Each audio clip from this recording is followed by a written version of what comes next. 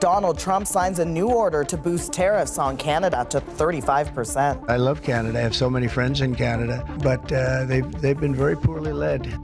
The United States, under President Donald Trump's administration, has taken a bold step in trade policy by increasing tariffs on a range of Canadian goods. These tariffs, particularly targeting steel, aluminum, and certain automotive parts, have been raised from the previous rate of 10% to 25%. This escalation is framed by the White House as necessary to protect American industries from what they describe as unfair trade practices.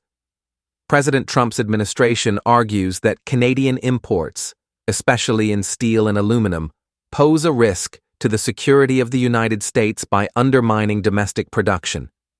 According to the administration, these tariffs will help revitalize American manufacturing, preserve jobs, and ensure the economic competitiveness of U.S. steel and aluminum producers. However, Canada views this move as unjustified and harmful to its economy. Prime Minister Mark Carney, speaking on behalf of the Canadian government, condemned the tariffs and vowed a firm response. Canada's response includes retaliatory tariffs on American products ranging from iconic Canadian exports like whiskey and maple syrup to other agricultural goods. The Canadian government emphasizes that these measures are necessary to protect Canadian workers and industries from what it sees as aggressive economic policies from the U.S.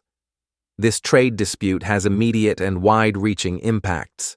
The steel and aluminum sectors in both countries are key to multiple industries, including construction, automotive manufacturing, and infrastructure projects. The increase in tariffs raises production costs, disrupts supply chains, and threatens jobs on both sides of the border. Experts warn that this tit-for-tat tariff increase risks escalating into a full-scale trade war, which could have serious consequences for North America's integrated economy. The North American Free Trade Agreement, NAFTA, which has historically facilitated smooth trade between the U.S., Canada, and Mexico, is now under pressure as tariffs disrupt long-standing trade relationships.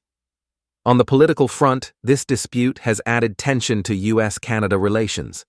Some analysts interpret the tariffs as part of President Trump's broader strategy to renegotiate trade agreements to favor American interests, sometimes at the expense of traditional allies. Prime Minister Carney's response signals Canada's determination to defend its sovereignty and economic interests amid increasing protectionism. Financial markets have reacted accordingly. The Canadian dollar weakened against the U.S. dollar following the tariff announcements, reflecting investor concerns about economic uncertainty and potential slowdowns in trade activity. Businesses and investors are watching closely for any signs of further escalation or progress toward resolution. The automotive industry, which heavily depends on cross-border supply chains, is particularly vulnerable. Increased tariffs can lead to higher production costs, delays, and potential job losses. Industry groups on both sides have called for calm and negotiation, emphasizing the importance of maintaining open trade channels. Consumer prices may also be affected. Products subject to tariffs often become more expensive, meaning both American and Canadian consumers could face higher costs for everyday goods. This raises concerns about inflation and economic stability. Despite the tensions, both governments have expressed interest in dialogue. Trade officials from Washington and Ottawa have scheduled meetings aimed at finding common ground.